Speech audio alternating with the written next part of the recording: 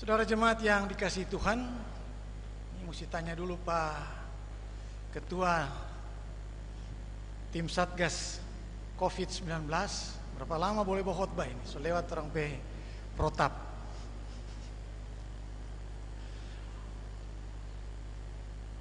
Mudah-mudahan hari ini orang bisa mungkin setengah jam lagi ibadah ini.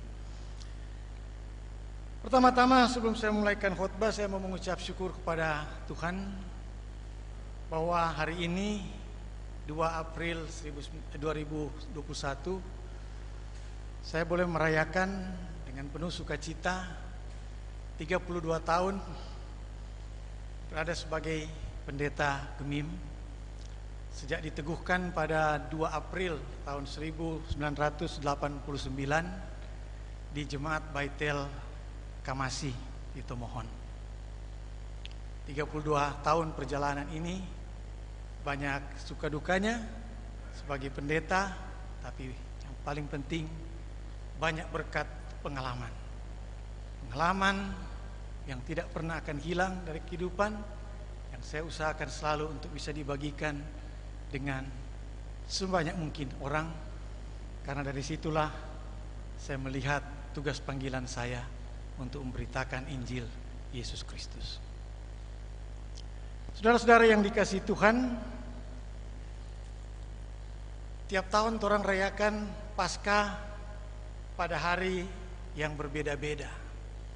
Oleh karena itu Jumat Agungnya pun tanggalnya berubah terus.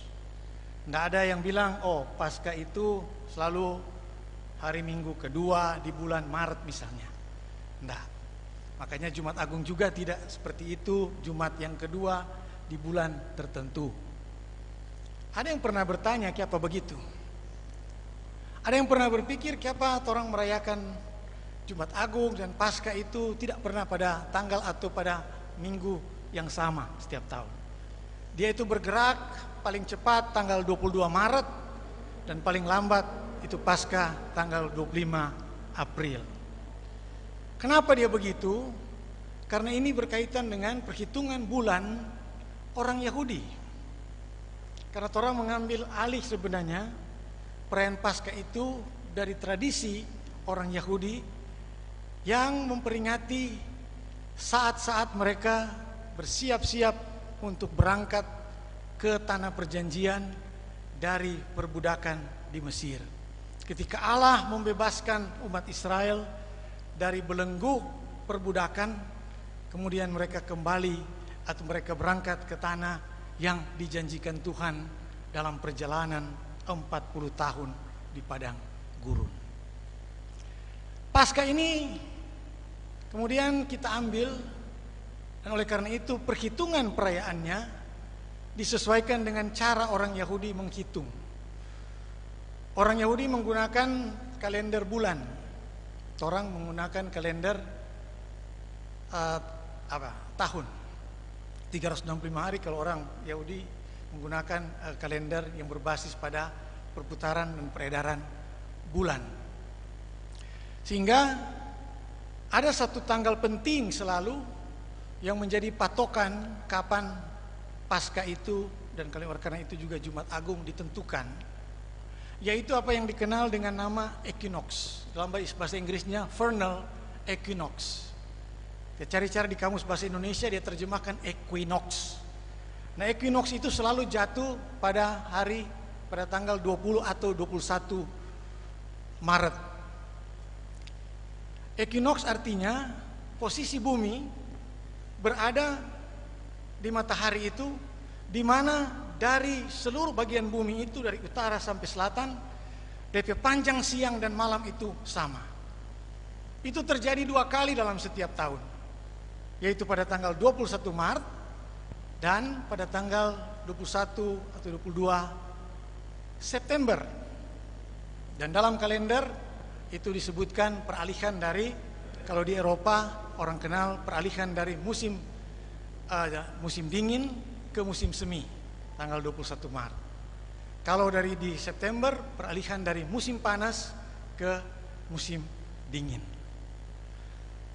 Dan ini diambil bahwa bulan purnama yang terjadi setelah equinox, setelah tanggal 21 Maret, menjadi patokan untuk menghitung kapan Paskah itu dirayakan. Dan Paskah selalu dirayakan setelah bulan purnama, setelah equinox, hari Minggu pertamanya itulah Paskah. Atau orang baru-baru equinox lewat tanggal 21 Maret, kemudian bulan purnama lewat tanggal 28 Maret, hari Minggu baru-baru bulan purnama.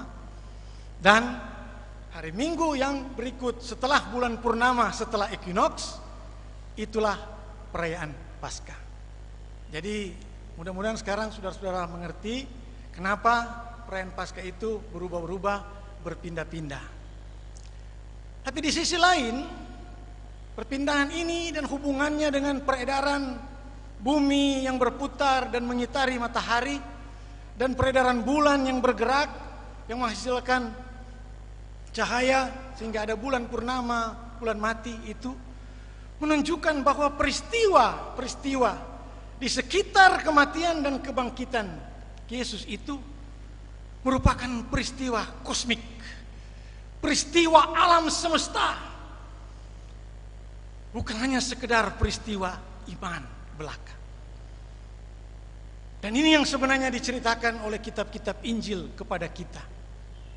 Karena apa yang kita dengar misalnya dari pembacaan tadi, salah satu yang penting yang dinyatakan oleh kitab Injil Markus ini kepada kita adalah pernyataan seorang kepala pasukan, centurion, orang Romawi yang melihat perjalanan siksanya Yesus itu, kemudian melihat proses kematiannya di kayu salib, dan mengalami sendiri detik-detik ketika dia menyaksikan Yesus mati.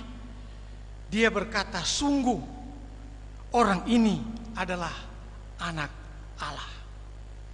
Siapa centurion ini?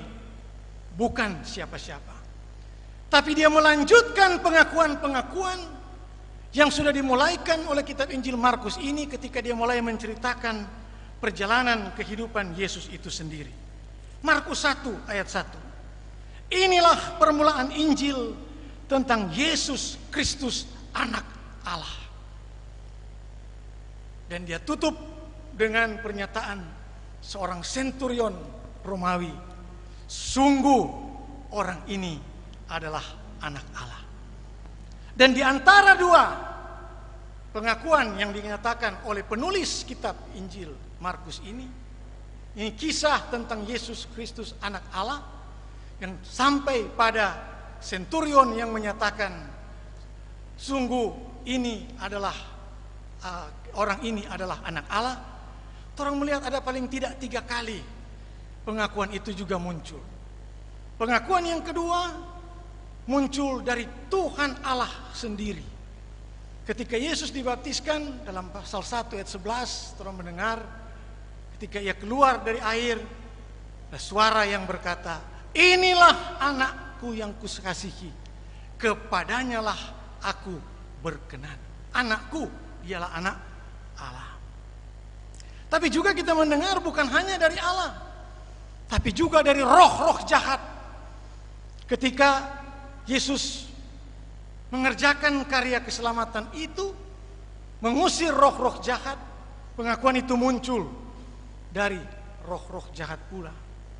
Bahkan yang satu roh jahat itu dalam pasal 5 ayat 7 itu mengatakan, apa urusanmu dengan aku, hai Yesus anak Allah yang maha tinggi? Saudara-saudara yang kekasih Tuhan, apa yang diceritakan Markus yang berpuncak pada pengakuan seorang centurion itu menyatakan apa juga yang sudah dinyatakan Petrus dalam pengakuannya. Engkau adalah Mesias. Dan apa yang dituduhkan oleh para imam ketika orang mengadili Yesus dan berkata, apakah engkau adalah Mesias dari Allah yang maha tinggi? Pusat dari seluruh pemberitaan Markus ada pada 2 terminologi ini. Mesias, kemesiasan Yesus, dan Yesus sebagai anak Allah. Tapi kemesiasan Yesus itulah yang sebenarnya menceritakan bahwa ia adalah kelanjutan dari nubuat-nubuat yang sudah ada di dalam perjanjian lama. Sehingga Paulus pernah berkata, Yesus mati untuk dosa kita menurut kesaksian perjanjian atau kesaksian kitab-kitab. Dan itu yang disaksikan oleh Markus ini adalah seperti itu. Bahwa dia mengulang sebenarnya hal-hal, kalau orang baca penderitaan Yesus sampai pada penyalipan, orang menemukan kembali hal-hal yang dibicarakan dalam Mazmur 22 dan tadi Yesaya 53 itu. Yang menunjuk kepada pengharapan umat akan hadirnya seorang Mesias. Mesias artinya yang diurapi. Dia adalah Kristus dalam bahasa Yunani, yang diurapi. Dan orang tahu dalam perjanjian lama yang diurapi itu ada 3, yaitu imam, nabi, dan raja. Bayangkan murid-murid Yesus seperti Petrus salah paham terhadap siapa Yesus. Ketika Yesus mengatakan, ya, dia akan menderita, Petrus tidak bisa terima. Jangan bilang-bilang begitu. Dan mungkin juga yang lain salah paham ketika Yesus mengajarkan, aku datang untuk melayani, aku membangun kerajaan Allah. Maka ada anak-anak yang dari Zebedius itu yang datang, bos, kalau sudah jadi raja, nyaku di kiri, nyaku di kanan, jangan lupa patorang. Dorang salah mengerti. Dorang tidak melihat bahwa takhta Yesus bukanlah takhta pemerintahan, tapi takhta kepelayanan. Maka puncak dari takhta itu adalah salib. Salib menjadi takhta. Dan disitulah Tuhan membalikkan segala cara pandang kita. Bahwa kerajaan Allah itu adalah kerajaan pemerintah. Bukan. Kerajaan Allah adalah kerajaan yang melayani. Kerajaan yang mengangkat penderitaan manusia supaya tidak ada yang menderita. Kerajaan yang mengangkat segala kesusahan manusia supaya tidak ada yang susah. Kerajaan yang menghadirkan keadilan tanpa terkecuali siapapun. Kerajaan yang menghadirkan damai sejahtera tanpa terkecuali bagi siapapun. Dan puncak dari takhta itu adalah salib. Sesungguhnya orang ini adalah anak Allah. Satu statement, satu pernyataan yang menunjukkan bahwa ini betul apa yang diberitakan selama ini. Bahwa dialah raja, dialah imam, dialah nabi yang layak disebut yang diurapi oleh Allah. Inilah anak yang kukasihi, kepadanyalah aku berkenan. Saudara-saudara yang dikasihi Tuhan, ketika kita mendengar hal seperti itu, kita akan melihat bahwa betapa salahnya kita memandang kehidupan kita ini. Kita melupakan tugas kepelayanan yang justru ditinggalkan oleh jejak kematian Yesus itu. Kalau kita mengatakan bahwa diri kita adalah hamba, maka jadilah hamba. Banyak pelayan yang menyebut dirinya hamba, tapi suka duduk di muka. Banyak pelayan yang menunjukkan dirinya hamba, tapi memamerkan kekayaannya. Banyak pelayan yang menyebut dirinya hamba, tapi tidak berlaku seperti hamba, tetapi seperti penguasa. Banyak pelayan yang menyebut dirinya hamba, tanpa kerendahan hati. Karena dia melihat takhta itu dari segi jabatan, dari segi harta, dari segi kemuliaan. Dan melupakan kemuliaan Kristus yang justru nyata sebagai raja ketika dia berada di salib dan berteriak, Eloi, Eloi, lama sabachthani.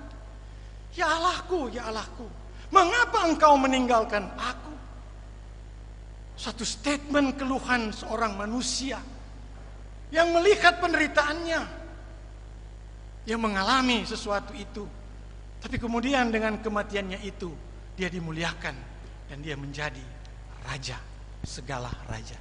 Bukan di atas takhta kerajaan, bukan di atas takhta kemuliaan menurut manusia, tapi di atas takhta kemuliaan menurut Allah. Salib. Sudahkah kita menerima Kristus ini dalam kehidupan kita sebagai raja yang melayani, Raja yang merendahkan dirinya sedemikian rupa sehingga kita sebenarnya tidak punya arti apa-apa. Kalau orang dulu di zaman Soeharto ada istilah, jangan merasa bisa, tapi harus bisa merasa. Karena dengan merasa kita mempunyai empati. Dengan merasa kita merasakan apa yang dirasakan oleh orang lain. Dan dengan merasa seperti itu, kita mampu melayani dalam kesungguhan. Dalam takhta Kristus itu yang ia dapatkan di atas kayu salib. Amin.